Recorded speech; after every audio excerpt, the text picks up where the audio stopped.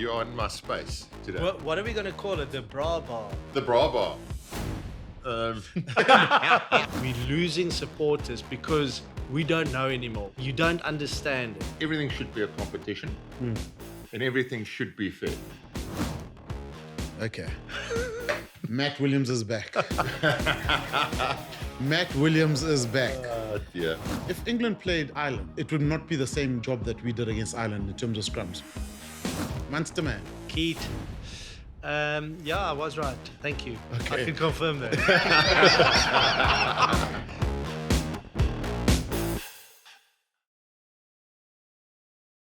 Hello everybody and welcome back to another episode of the Boks Unpacked. We are here at Schalk Burgers Bar. He'll be joining me with Jean de Villiers to discuss all things Springbok against Wales and Cardiff this weekend. So the Springboks have the chance to go through an unbeaten European tour. We're going to discuss all things Boks at Schalk's Bar. It is now time to unseal the box. Once again, welcome back to another episode of the Boks Unpacked. We finally made it. It's been months and months of chat. We in Schalk Burgers Bar. Yes. Yeah! Cheers, guys. Cheers. In the pub. Cheers. There we In the go. pub. In the pub, guys. Scala, talk us, not many people can build a bar on their roof in the southern suburbs. It took a long time, guys. This used to be a flat roof. A year of planning because it's heritage out the back here. And then quite strict building restrictions. But we got it up. It's operating. Someone donated a bra from my wife's birthday. It's not yours, don't worry. But they were all dancing on this table at some stage. Can we get a shot? The Scaliano Can we get a was shot? touching Can we get a shot of the bra? There? Yeah, the biggest issue I've got is like it looks so good on TV. I think this might become our new studio. It's a very good studio, I yeah. mean, in case you guys haven't noticed, but this doubles up as my office. So you're on my space today. What are we going to call it? The bra bar. The bra bar. The official name is the Scaliano. Look, I mean, a few small little touches to go, but like I'm happy with the way it's turned out. There's a shower in the bathroom. I know, like, I mean, guys, we've all been there. It's this provision. We've all been kicked out of our own beds, you know. John, don't you laugh. I mean, you get kicked out all the time. What do you mean? Has he been booted out a couple of times? No, never. Every second night in December. And I've just got a shower and just to freshen up in the morning. And, you know, like, we always got to go, you know, cap in hand and, you know, go ask for forgiveness the next morning, at least smell nice. So You can go missing in this place, yeah. I know. Any memorable nights yet besides bra night? I think I've got a very memorable one coming up this weekend. We've got Just like say a that word again. memorable. Memorable. Yeah, there was a lot of hills in there. Double L, double hill, silent hill. So there's a big night I think coming on Sunday, which will be a bunch of school friends who's coming to watch Prime Sickle play at Kirstenbosch, and they're having their pre-drinks and post-drinks here. And I'll be fresh off coming from a Dads and Lads, Sax under 13. Careful not to injure yourself. No bowling. Ooh. Just step Yeah. back a little bit, smash a few sixes, hopefully. And then actually my wife has been in this bar a lot more than I've been. Hence the you know, like the underwear hanging off the little Yeah, horns my there. wife was at that party. I know. A lot of champagne, eh? The girls are Yeah. on champagne nowadays. They're on the train. I can't handle champagne. I 2 glasses, that's me. I can't drink that all day. Really? Yeah, No. I must say sometimes like I do too really sweet, love yeah. the champagne train, but the hangover is real too. No, but just some decent champagne's good. Yeah. I was That's at why a... it's called champagne. No, it's That's like, MCC. no, we're talking about champagne. It's Yeah, we're not talking about MCC. okay. So what champagne do we have in South Africa? We don't have any because it comes from the region, Nice. Champagne in France. Come on Nice. now. What's that? Did you not know that? Are you trying to trick me? Did you not know that? MCCs. Did you not know that? Are you trying to trick me there? It's So come what from the champagne region do you of- drink, Shami? Dom Perignon. No, you don't. You don't. You don't even pay for bottle of water. Come. Oh yeah, we're starting early already. Okay. Jean, another thing. You sponsor all things cricket. The Protea is doing well. You know, you're ambassador for the Paul Royals. No, I'm not. I'm You're not allowed filming to an support ad. them. So I just want to know who's chairman, him or Francois Pino? Yeah, you Who's the struggle. chairman Who's a of the bigger Royals? name in Paul? You, Francois Pina, or Henry Pollard? No, 100 Pollard. 100 Pollard. Or Cobus Visa? The Or David Perry? no, let's talk We about can the mention cricket. the whole Springbok team now. Exactly. They're all moving Let's well, talk they're about the cricket because that's why you asked the question, Yeah. right? big. Yes. How amazing! I mean, Brilliant. That, like what? 15 years last time we Yeah. won in Won a India, test match. and then to win again, it took us another 5 days. 2-0. 2-0 in India. 25 years. The way that we did it, I mean, it was like that second test match was just an annihilation. Yeah, it was. I mean, like, let's talk about man of the series, Simon Harmer. Oh, I mean, he took 17 for 150 in 2 test matches. 17 Amazing. wickets for 150, going at less than it was 2 a 2 and over, yeah. What did you say on the group this morning?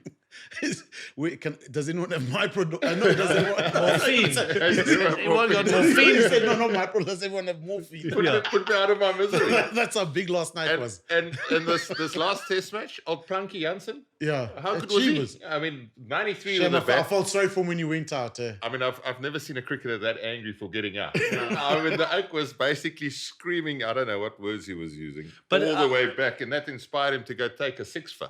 But also, Scala, if you had to ask before the series started, I mean, who would be the standout players? You know, Rabada. Yeah. You know, you can mention a couple, but Mikey Janssen is kind of there and thereabouts. He's not a starter every time. Simon Harmer, same thing. Mutusami, same thing.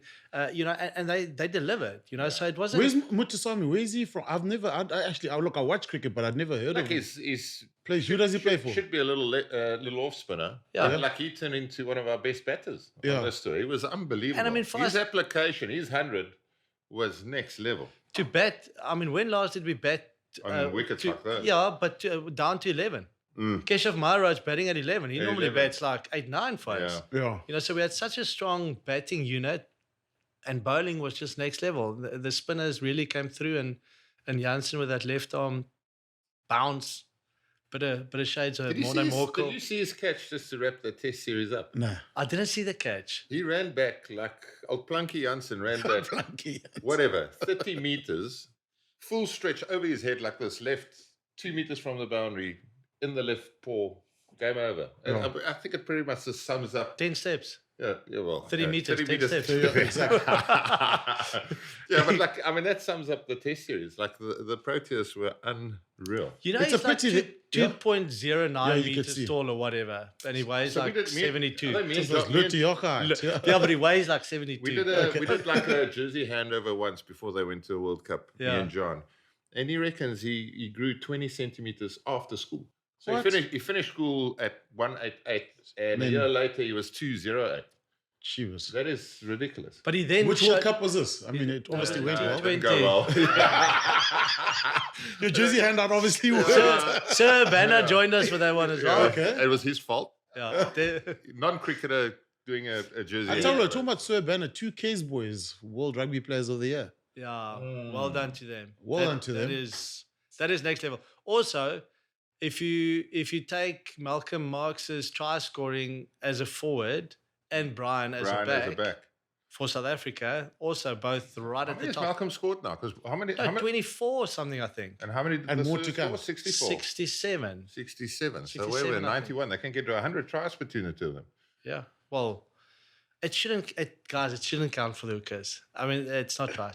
Mauls, which means look, he might score 1 or 2 in general play, but the majority will be Mauls. Look, I mean, Could have scored one in the corner against To be Ireland. honest, most of the tries Brian scored, he didn't get touched. He caught it and dotted it down on the wing. Or to intercept. Yeah. I mean, he was fast, so he could Yeah. get there quicker than anyone else. Well done to Kez on that. We're 80 minutes away from competing our first European Grand Slam. Since you were both playing in 2012, what are your memories of that European Grand No, Slam? that's the wrong stat. Because 2013 we were unbeaten as well on tour. Yeah. Okay. Well, what's your memories of 2013? Yeah, I If it's didn't wrong. I didn't do any of those tours. What was John. Schalk can only remember 6 months of 2013 Yeah. because it was in hospital. Yeah, yeah, Was it so, 2013 when you went into hospital? Yeah, so 12 I did my knee, so I was out for the year, and then 13 I was in hospital. Skipped my 30th birthday as well. Only In found hospital? out, I had to celebrate Shucks. my 32nd or whatever a couple of years later. I remember watching those. Yeah. When did Johan Smith have the intercept? No, off the that lineup? was 2010. Was it 2008 or 2010? Okay, so it wasn't that year. It was a little bit later. 8 It was or after 2010, John was yeah. injured as well, yeah. Yeah.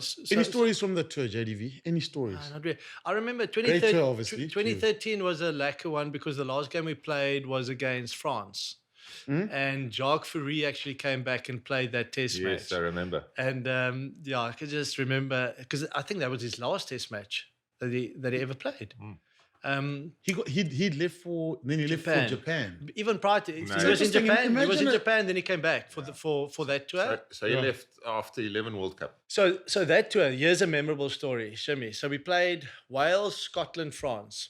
So we played Wales on the Saturday, and I got to know the then Man United. Yeah, Man United general manager, the Richard bus Arnold. drive. Yes. Okay. And then he said he wanted to come watch the rugby because he's Welsh. Yeah. On the Saturday. So we organised him tickets to come watch. And he said, okay, he'll organise us tickets to come to Old Trafford on the Sunday. And we were like, okay, cool. So he organised a suite for us. And then 3 of us went to the director's box. Long story short, the whole team took a bus from Cardiff to Old Trafford, watched the game, had our own suite. And from there we went to Scotland. How long was that bus ride? I can't remember. It was long one. quite festive. I can remember Willem Albert, like as we got onto the bus, I think it was a bottle of brandy or whatever, and it just went straight come off. Stepped it down. Here we go. No party on Sunday. 8 o'clock in the morning. Yeah. Sunday. That's nicer. It was very cool, yeah. And then played. We in the box at Man United. What's that? So you guys were you in the box in the hospitality? Yeah, we had our own suite. Oh wow. Yeah, and I was in the director's box. I sat behind Alex Ferguson. What did he say? What did he say to you? You know the amazing thing? We walked in. Did he say, hey, Dennis Beckham's next to me? No. We walked in. As we walked into the like, you could see at the back there was like a long table, and that was obviously his table. You could see it's the Laniacs.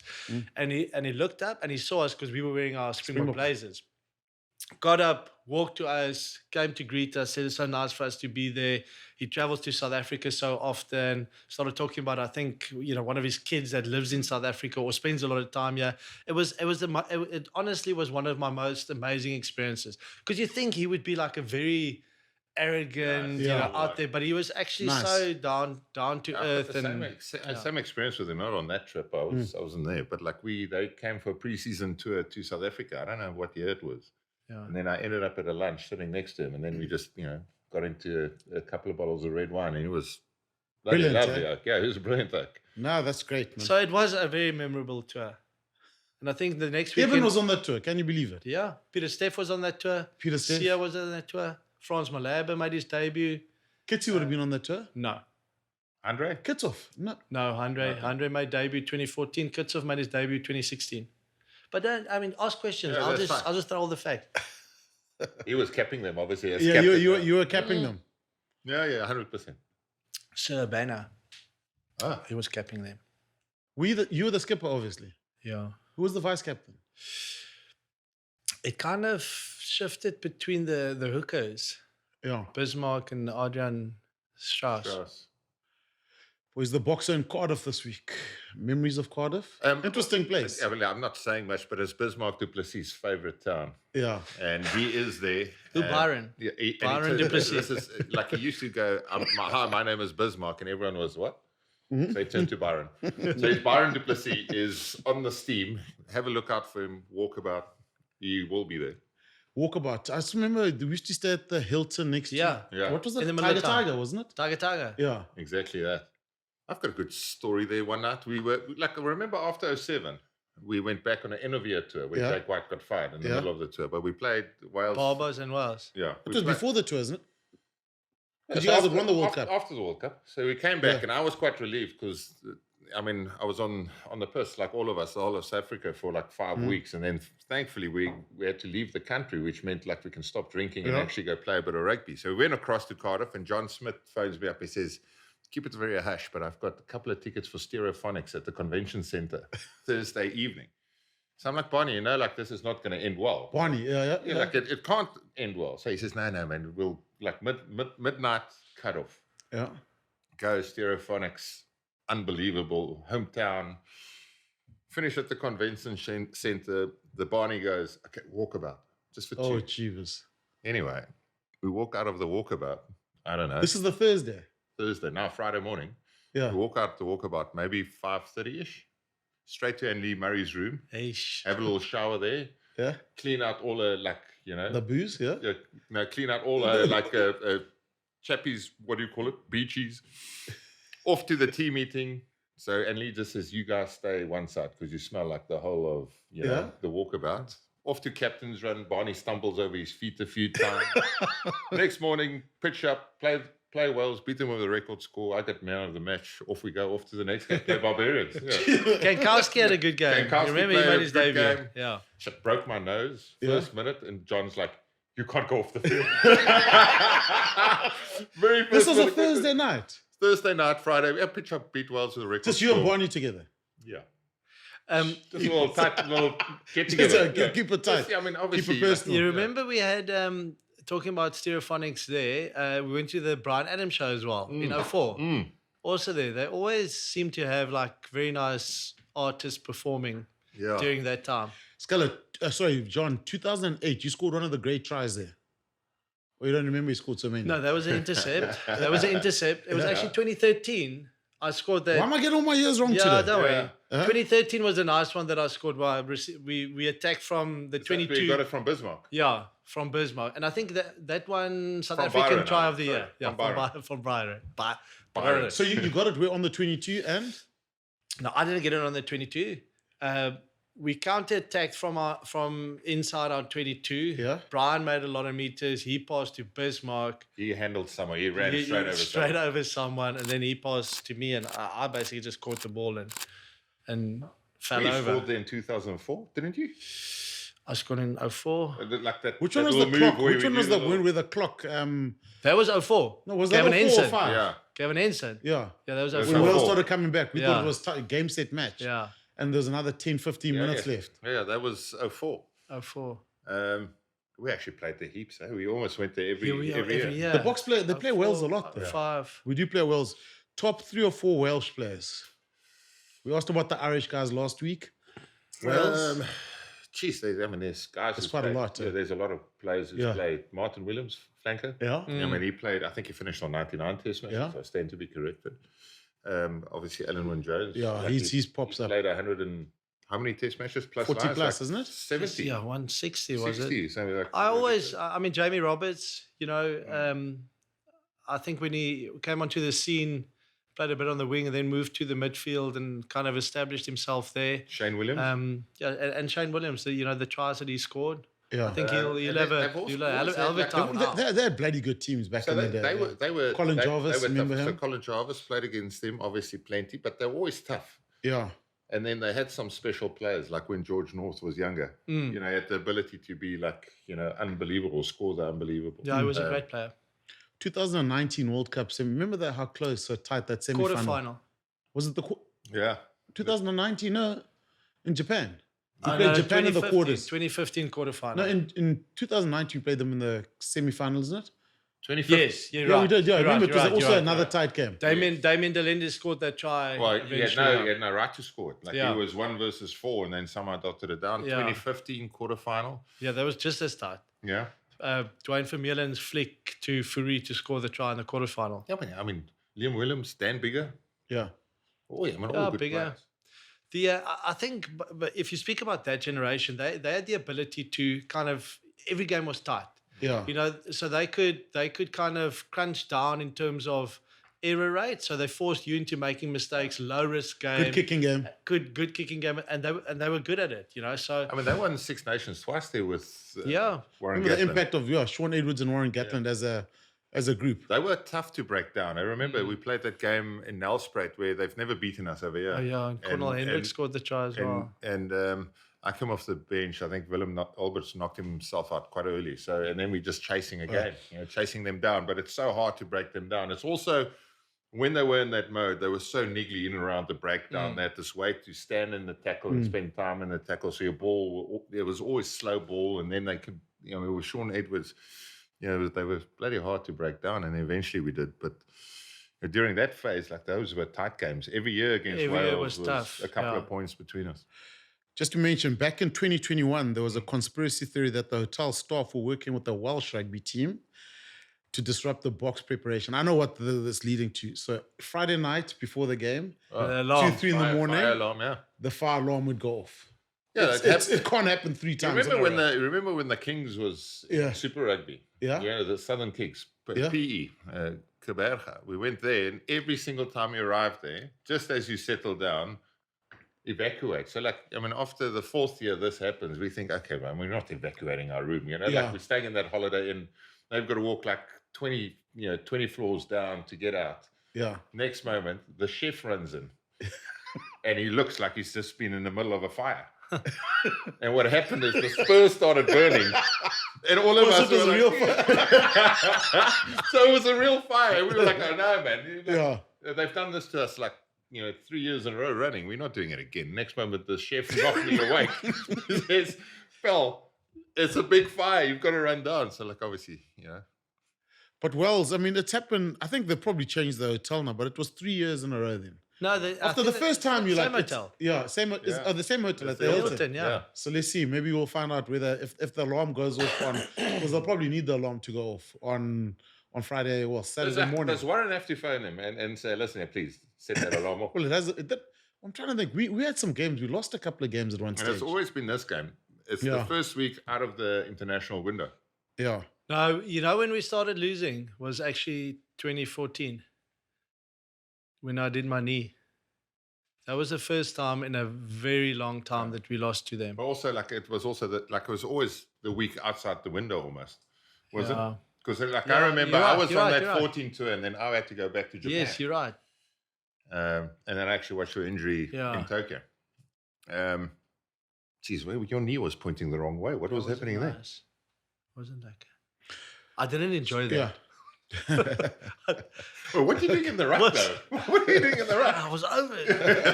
But you know what I did? Yeah. So, what's that? John Clancy. Is it John Clancy, the referee? Oh, Clancy. From Ireland. Mm.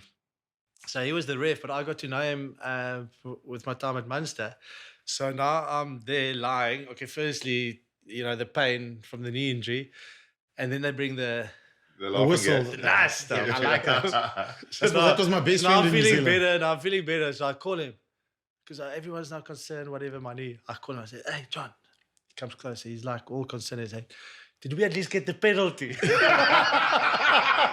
We'll be back after the break. Cody from Paul has sold multiple vehicles to We Buy Cars. Suspicious? I think so. Is that a crime? No.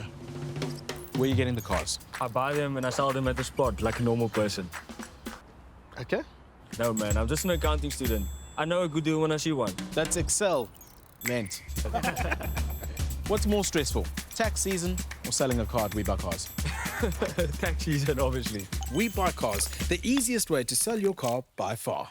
Scala, Ben Atiga commentated on our video talking about Scala winning the award on last week's show, and he said, the night I brought home the under-21 nomination, Schalk found me at an after party in Sydney, and he treated me like a proud brother and was hyping me up all night, so much so that I started believing I was worthy of the accolade.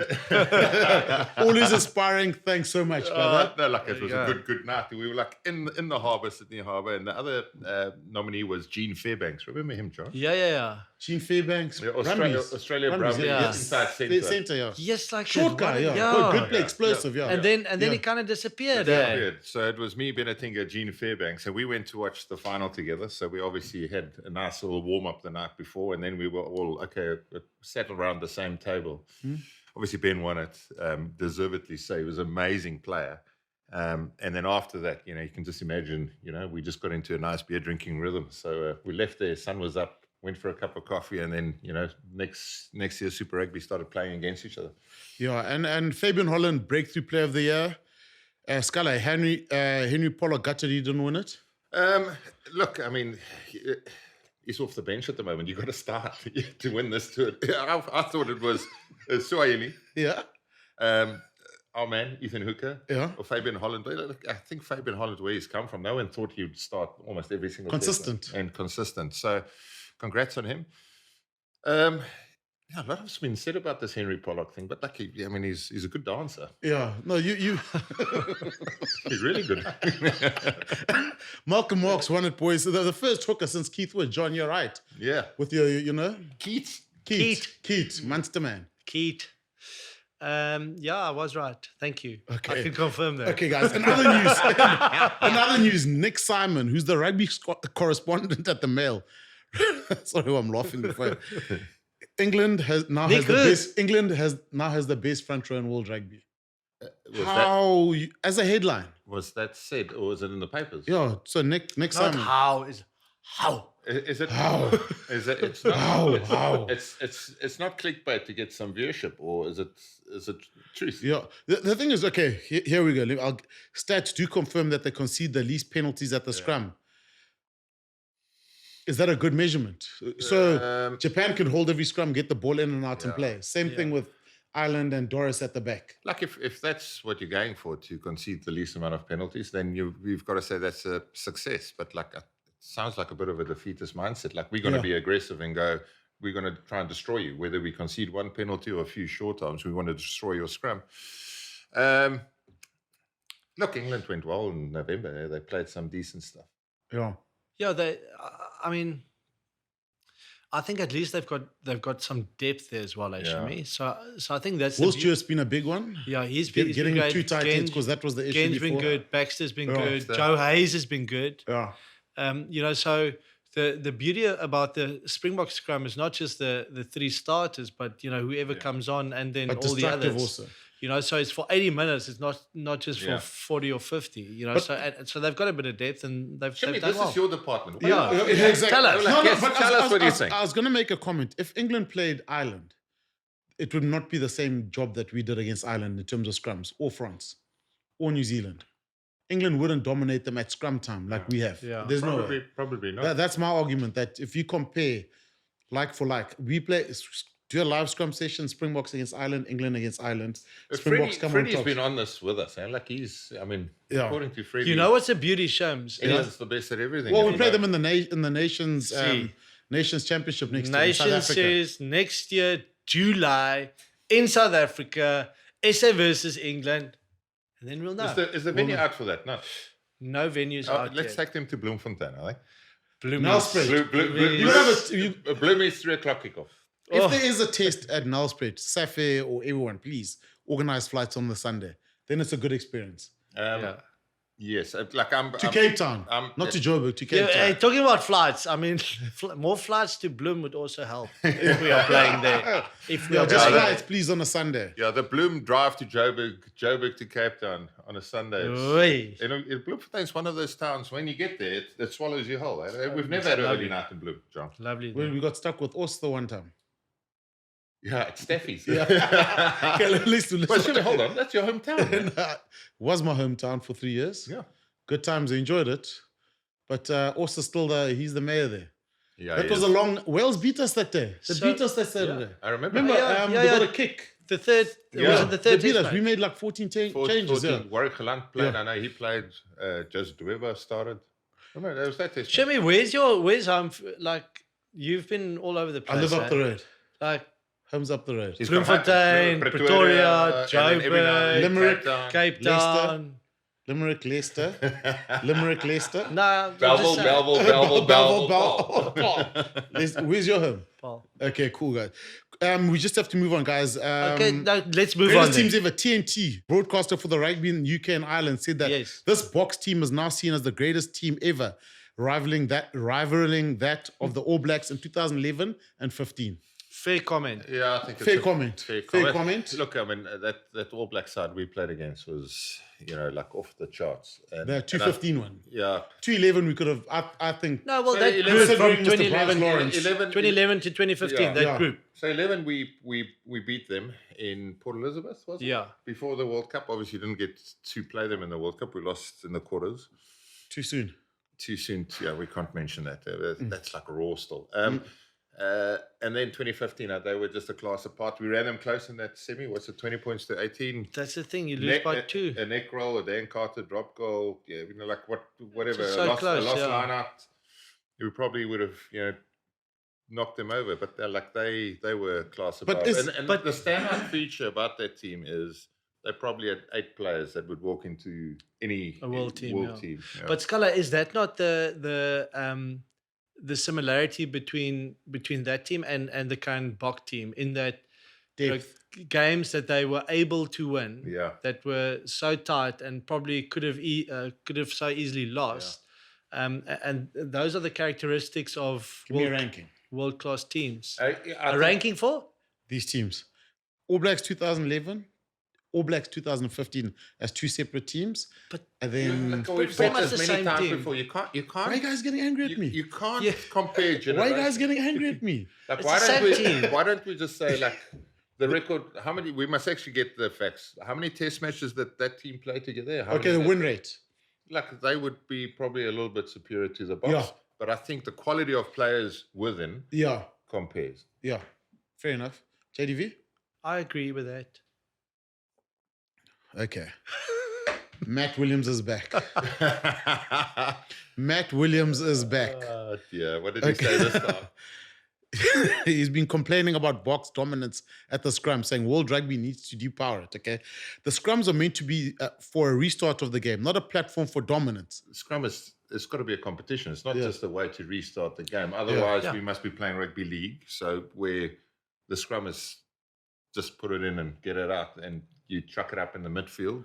That's not rugby. But to make a comment, the issue we are sitting with currently is that rugby union, there are certain characteristics to rugby union that makes it different from rugby league. And at the moment, the officiating or how it's been implemented, we're losing supporters because we don't know anymore. Whether you played in rugby or not, whether you just start watching, you don't understand it. So that's the one part, okay? And also, rugby's got different elements. So now if you want to take a big element of rugby out of the game, like the scrum, which is not just a restart, then you might as well make the line out just, throw, like in rugby league, throw the ball in, no movement. You're not allowed to tap it on the contest. touch, pass it to the 15, and then you start. An interesting comment I heard was that, is it fair to yellow card guys? Because a scrum is complete dominance. If you do, Scala, if let me use a school analogy. Paul Jim play against Sex. Yeah, sex. Yeah. And you don't have the school rule where it's 1.5 meters. And because that's what it looks like. And you keep yellow carding, they say, the sex guys. Is it a fair thing? Because it's a power thing. It's like a heavyweight against a lightweight. But you know, it's like Mike Tyson fighting, I don't know, Floyd Mayweather. Jake Paul. Sorry. Jake Paul. Well, it depends on the age. Let's just quickly, I mean, if it was in reverse, if Ireland were completely dominant at the scrum, were they doing anything different than what the Boks did on the weekend? Will they change and quick tap away to get away from the scrum? Yeah. If you've got a certain area of dominance, that's because of your technique, your quality of player, your coaching, your skill set. Yeah. You must get because they've gotten away before. You must get rewarded for it. Yeah. And you've got to continue with it. The alternative is that you fall into the trap where everything becomes a lottery. You play around, you walk around, you soak the hit, you take up the space, you drop it down. The referee says you must play away. The whole premises of our game and where we're starting to lose the plot is everything should be a competition and everything should be fair. Like if we start gamesmanship, we're turning to football. Yeah. If every half a high shot is ice on the back of the player, hold your neck. In our days, you didn't even show pain. You know, your body language was the most important. So if the scrum now all of a sudden gets depowered, we lose the element of our game. Then we can stop the rolling more. We can stop. Because you can be dominant in various... Stop the line out for you lose the game of rugby. Yeah. You're back in the scrums, JDV. Beautiful. Yeah. Guys, Wales. Let's talk about Wales, okay? Out the test window, so lots of talent missing. It looks like we're going to put out a very strong side, considering the guys that there's only 24 players there. Wales have let 13 go. Wales have won one game at home in nearly 3 years. One game. If that was the Springboks, that stadium would be empty. I'll give it to the Welsh people. They back their team.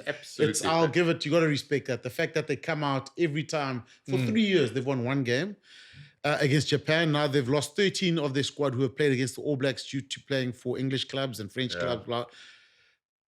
Thoughts on this game? Should it be happening? Shouldn't be? I mean, it's always the risk by playing outside of the international window. You know, like we probably will put a side out that looks pretty much like what we're accustomed to see when we not have everyone available. You know, it'll be a good side. We've run through the names. Maybe loose forwards changed a little bit. You know, Marco van Staden, Ben Jason Dixon, we don't know. John Klein maybe plays. But Etzebeth is there. Front rankers will look a little bit different. Shim, I mean, Kunu will be there. They didn't fly him for Tlabakanye will be in the mix. Shout out to, I mean, that Cardiff Stadium, the Principality Stadium. I mean, it's my second favorite after Newlands. Like the atmosphere in there is always unbelievable. The town was good. Don't you find that most stadiums are good there, but it's the town that makes it. France is a bit weird because you step out, there's nothing. No, but that's the thing. The town, the Principality is right in the center of you can walk out, CBD, have a beer down the road, and you can walk back to your hotel straight after the game. Yeah, no, I love it. It's awesome. But awesome Shims, to come back to your question in terms of the game, like you have to establish why they are playing in the game, and it is for financial benefit. Yes. Okay, so and if the money comes rolling in, then obviously you can use that to hopefully improve the game, whether that is in South Africa or in Wales. And I know that a lot of people have said, well, why are Wales playing this game? They don't have a lot of players available. Players. You know, it could be a thrashing of at home by the Boks, but that's not a given, and secondly, you cannot play any test matches and never lose. Yeah. But if you do play, and if you do put youngsters in that position, and hopefully they can learn, and hopefully they can put up a bit of a fight, and hopefully they can change the culture within that environment, maybe it will be a positive for them. So, I think it's very difficult to expect the Welsh to win this game. Okay, but maybe the success looks a little bit different for them. I think yes, and that's what you want, because now suddenly there's a youngster that gets an opportunity and he flipping goes at it for 80 minutes, makes 26 tackles, maybe a couple of carries, and there's a new name in Welsh rugby. I agree with that sentiment. They showed some promise against New Zealand, the way they attack. The one stat they do lead is conversion rate in the 22. They've been unbelievable. Every time they get in there, they seem to score a try. Like the traditional part in me says, like a test match should be strength versus strength. Yeah. Best team play best team. So that's a part that I wrestle with when you play this fixture, where between the two side squads, there's 26 players or whatever not available to play. So like it is not your best side. You want to see the Boks stronger side playing against the Welsh stronger side. Cool. And whoever wins that match, he's got the bragging rights. So I think it will be tough for this Welsh side to run with the Boks. But in saying that, the Boks had a long year. We had a lot of emotion in last week. It's the thing, This is a new side, which is a positive. You've got a lot of players there. Like if you think Ben Jason Dixon, say he gets a start, you got one start against Italy. There was a red card. Mukunu gets a start. Tlabakanye gets a start after having a tough year. Bongi Mbanambi, does he still have it in the tank to put his name in the hat? So like those players will create an immense amount of energy in the Boks squad. JDV, who are you looking forward to seeing the most in the Springbok setup? Getting a chance, actually. For the weekend? Yeah. No, for next year. Don't be sorry. What else are we talking about, Mr. Champagne? Like I'm trying to. I'm trying to figure out. Yeah, who's going to play? Okay, like I'll just give names. Will Ethan Hooker be there? Yeah, he's like. There's 24 guys on tour. Yeah. So Reina, Ethan Hooker, one of them. Sasha, Sasha Willemse is there. Eben's there. Sia's there. Bongi, Kunu, Tlabakanye.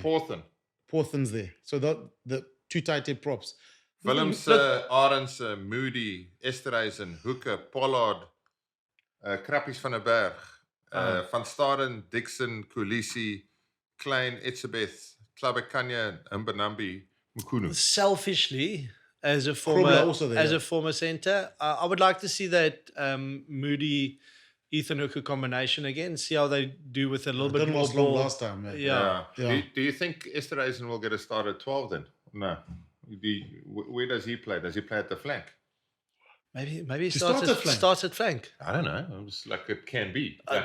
That's possible. Or Ben Jason Dixon, Sia's there. Sia can cover. And Marco van Staden. So Marco there, maybe on the bench again for that hybrid role. Mm-hmm. No, so but yeah, if we see that the two of them in the midfield again, that'll be cool. Edwin van der Merwe has gone to the Sharks, which I thought he would play for the Springboks, because considering I think the one game he did play, it was because of the red card. Man of the match game. This is where he got man of the match. Yeah. Well, also then if Kurt Lee's there, who's the other winger? So probably Ethan and Kurt Lee on the wing. Estes starts at 12, Moody at 13, Villiers at the back. Yes. Yeah, that will be it. Wales, showed hard. You mentioned the Schalk. I think 3 points down against the All Blacks. What chance do they have? I mean, it's a hard. Where did it go wrong for Welsh rugby? I mean, I don't know, John. Maybe you got insight onto it. No, I don't have insight, but I've thought about this, and I think one they held on to too many players for too long. Didn't evolve, yeah. If you think about that team, they didn't play a very dynamic game. So like we said, a very low risk game. So you weren't really improving your skill set, but also, so then they had an aging group that just stuck around for a long time, and they could do a job at that time. But then, towards the end, it already became like evident that they're going to struggle. And then they didn't do the job of introducing younger guys into that system, and also keeping up with the evolution of rugby and the style of play. And then I think, so then when the change happened, when that transition happened, I think it was too much, too quickly, and they just couldn't cope. I think the problem actually runs deeper. Those players were in that position because nothing else was coming through. There was no one pushing them. So, and you look at, like there was a time where Welsh sides were really competitive in the URC. There was a time where they were winning, the URC in its former format. Now you look at the Welsh sides, and there's very few of them. The Ospreys last year was quite competitive, finished fifth on the, what was it? Seventh on the log. And Cardiff competitive this year. Cardiff's competitive this year. Coached by South African. Yeah, there's Cornel van Zyl. Yeah, van Zyl, he's head coach. Yeah. I don't think there's enough quality of players at the moment. They're going to drop a franchise. Yeah. Next year. But I also think with the youth, they grow up in Wales, and their dream is to play pro rugby, and all of a sudden they start playing somewhere just across southwest of England. So they go to Bristol, they go to Worcester, Gloucester. They go to Gloucester. Some of them end down in Exeter, and inevitably they've got some English heritage. And before you know it, he's Welsh born, but he's playing for England. So I think it's a ground up restoration that's needed. It's always easy to look at the top. But take, for example, South Africa. If we weren't developing next-gen players and we were still hanging on with what we had in 2019, all of us will start losing steam. But instead of, getting a new generation in, pushing the older players, you see that transformation happening. By the end of next World Cup, we're going to look back at the 2023 squad, and all of a sudden there's more names than you can think of currently that's not going to be there. They're going to miss out because the next gen has stepped up. And the problem now is you're trying to develop players, but you're developing them in a losing system. Yeah. And how long has that player or that coach got to turn it around? They've had one victory, 2 victories against Japan since the last World Cup. The thing that we should never underestimate is the pipeline of players that we have in South Africa. And a lot of people have said that, the amount of players that comes through the system that can go into the professional system and, make it eventually, whether that is in South Africa or abroad. And I don't think a lot of countries have that. So I do not think it's a surprise that the rise of Ireland, the rise of Scotland is due to a lot of names on the team sheet week in and week out that is not Irish-born and not Scottish-born, okay? That has strengthened their system. Yeah. And I think for Welsh rugby... Fill some gaps, You almost need to go the same route where you actually invest in kind of these project players, see whether you can get players from all over the world that might want that experience outside of their country's borders. Go over there, see if they can make it. Because you need quality there. You need to change that whole culture now, which is a losing culture, and you need players that can help you do that. Yeah, it's not often said, but you look at the Irish backline. You go Gibson Park is probably standout player. New Zealander, James Lowe, Mac Hansen, Bundy Aki. And you look Mac Hansen. It's Aussie. So you do the same. Tupelota is probably the standout player at the moment for Scotland. Hugh Jones, English. Hugh Jones. Duan van der Merwe, Carl Steyn. Steyn. The 2 Kiwi guys now. Duan. Fergus Burke.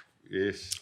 What's the fullback? Fergus Burke is the Crusader. Crusader. And what's the other one who played wing on the weekend? Anyway, but like, that influence has changed the way they play the game. Like the attacking threat has become real with a different, with a different outlook. So you look at Leinster, every year they Jordy Barrett in there, just to add. Rico Ioane there now. Yeah, so like you've got Erg Snyman up front. He adds so much value.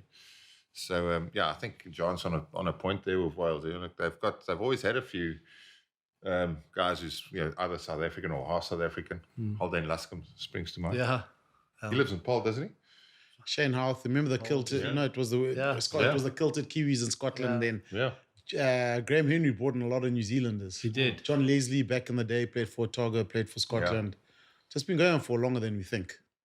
All right, guys, let's go to the Betway section. JDV, get the cap out.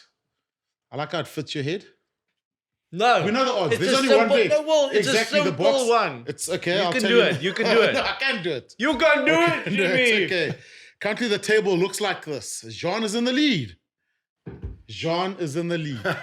After that intro on the verdict, you've just been going like this. Like that. You've just been flying. You 5,380. I'm 4,489 on second. And Scala is last. At your bar. This is disrespectful at your bar. Like, I just want to know, can I afford a case of beer for my bar with my bets? No. Dude, you probably can. 2,485. But for the final time in this series, we're going to put our $300 or 600 Rand bets on. There's only one option this week. Boks to win with a handicap of minus 37.5, which means they have to get over 38 points. Yeah. So they have to win by 38 or more. Okay. So there's only one bet. It's either two bets, 300, or we risk it all and go all in. No. So you can put as much as you want. I'm going all in. Remember what we make, we're giving to charity, eh? So think about that. I'm going all in. I'm in last. I'll just stay last. 38's bigger. That's a big number. The roof is closed.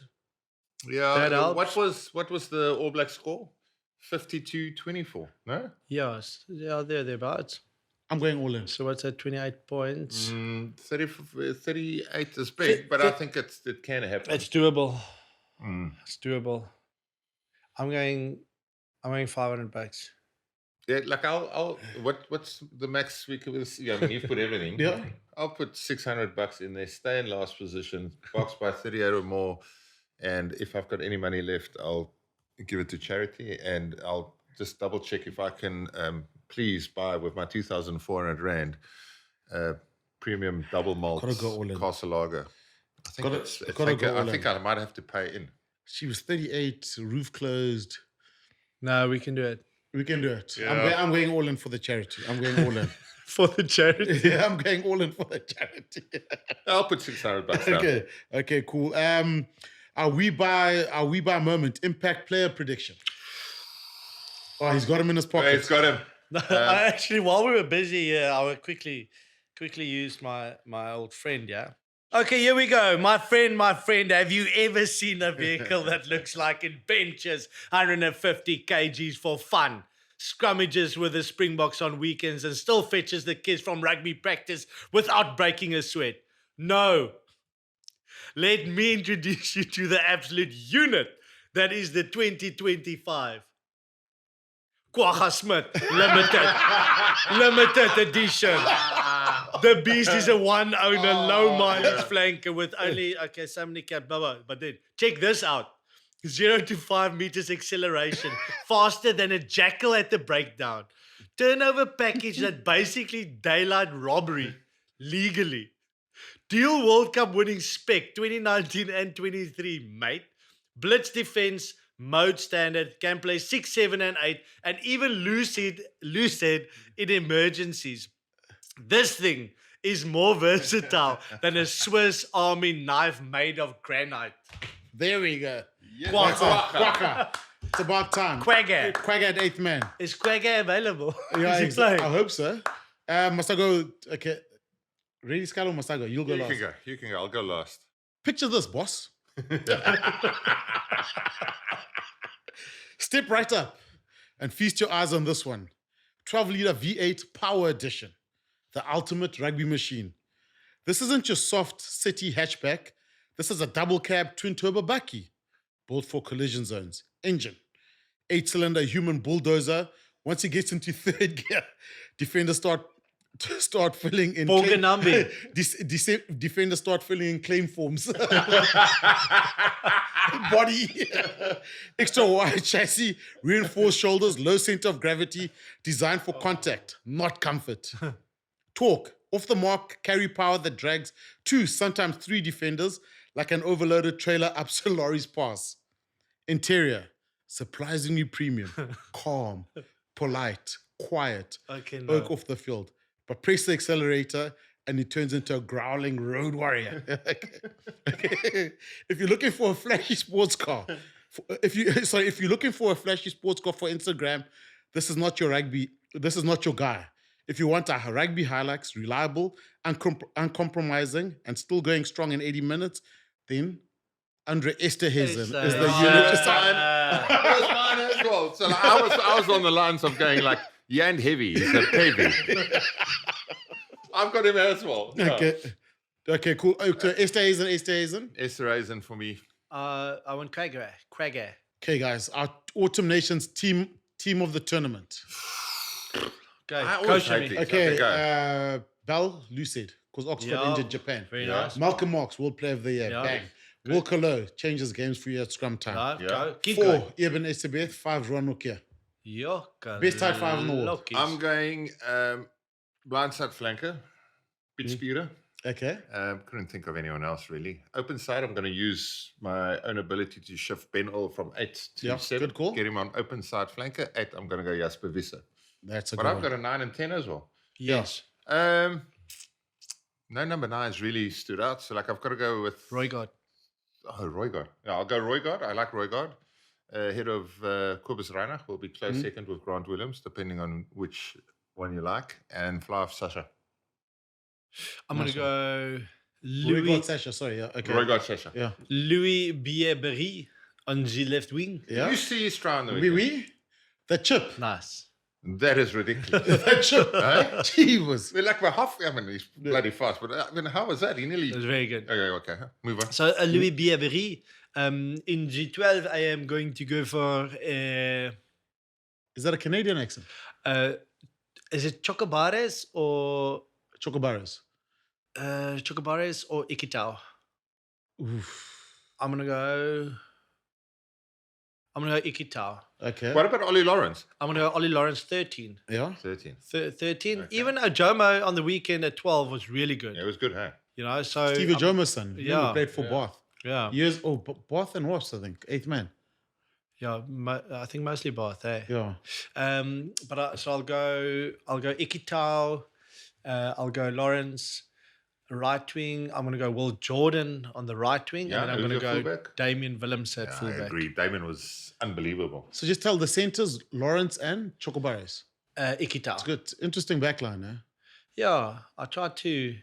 I was saying like. So the Italian centers are generally quite good, but they got bombed. Yeah, but They got bombed. even You our can't- centers are so consistent, but they're not. You're not flat. You know, like Damien and Jesse, they do their job every weekend. They're so consistent. It's not flashy. It's not like a lot of line breaks or whatever. But that's the role that they have within the team, and they kind of provide that consistency. But then when it comes to team selection like this, Also, like they played 2 games on tour. But Damon was good in the last game.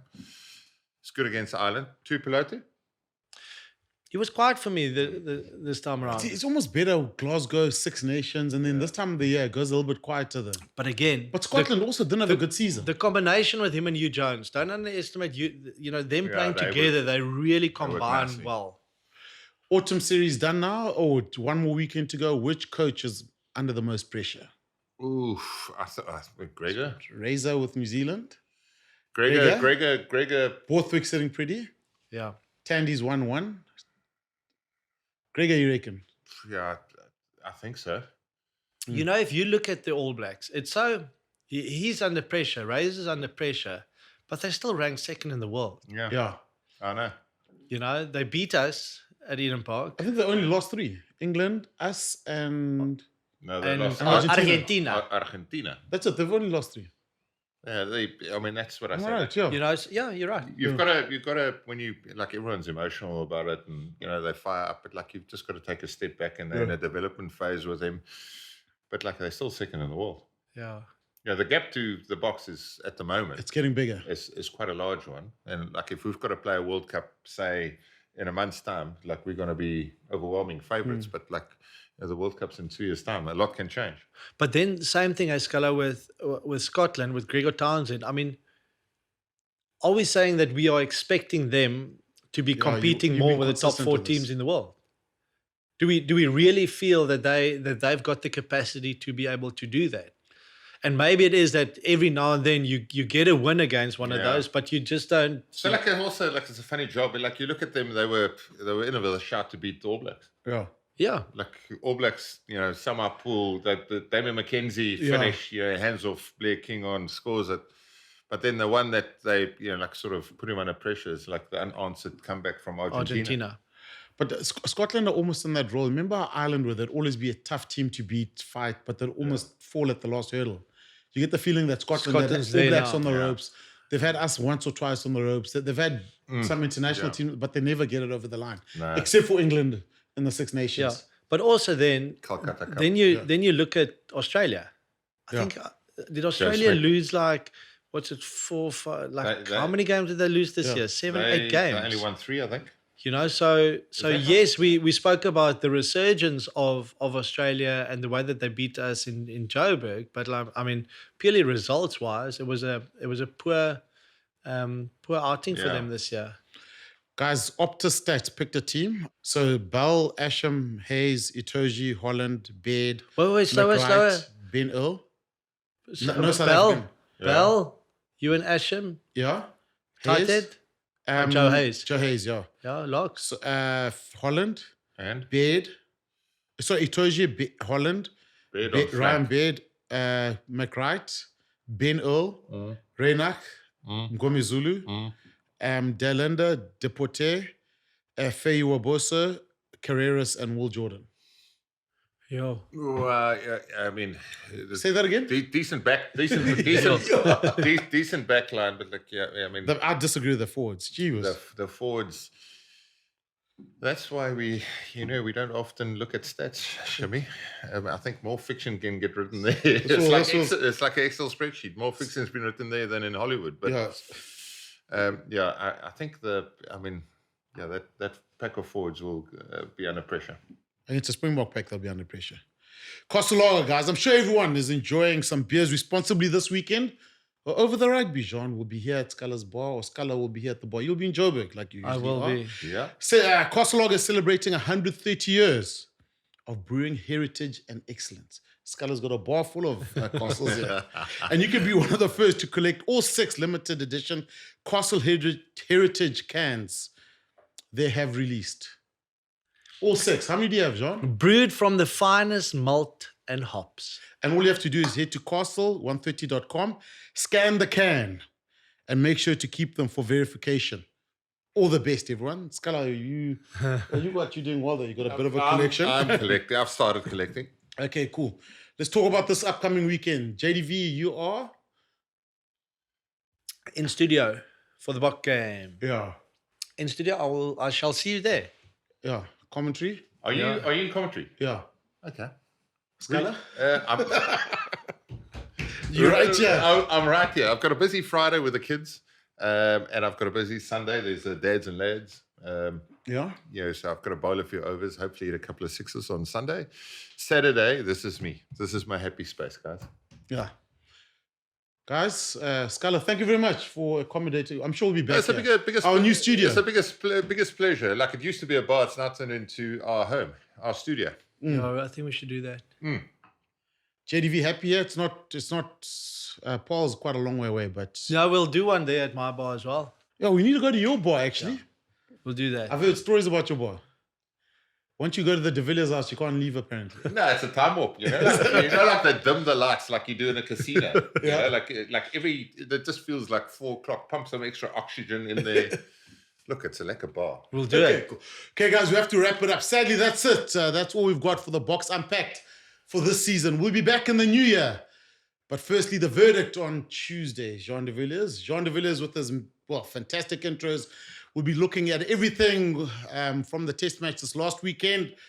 And you can catch the Springbok game live on SuperSports on your World of Champions this weekend on Saturday. Should we tell the people to subscribe? And like tell them. Tell them. Subscribe. Like and subscribe. Please subscribe. Sean, do you want to explain how you subscribe? Just click subscribe on the verdict and Boks Unpacked onto the channel. But thank you very much for this season, guys. The last one this year. We're going to catch you Tuesday for the verdict. That's it from Scaliano's Bar for the Boks Unpacked. It is now time to seal up the box.